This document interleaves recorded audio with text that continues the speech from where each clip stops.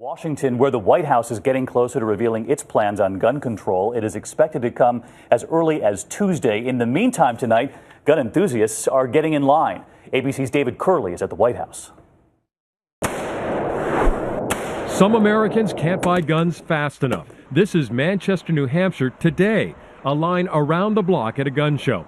As ABC News first reported, a record 2.7 million background checks in December, nearly a million more than a year ago. The National Rifle Association boasting 100,000 new members in just 18 days, all in anticipation of new gun laws. Last chance, fancy pants. Very well. Questions have also been raised about violent movies and video games. The makers of video games cite research which finds no evidence that exposure to violent video games is connected to violent crime.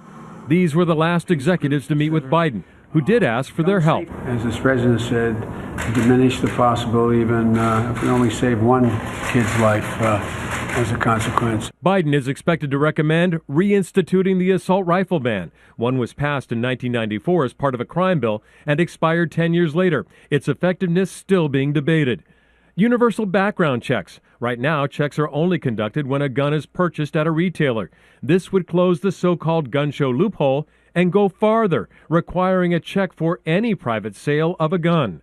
And limiting magazine clips. Some call it a war on ammo, banning high-capacity clips, limiting them to possibly 10 rounds. The NRA is having none of it. I think that's a real threat to their Second Amendment rights, and we intend to do all we can to protect them.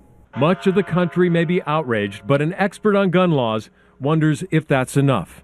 I think the likelihood that Congress will enact a sweeping set of proposals relating to gun control now is unlikely, but I think it's possible.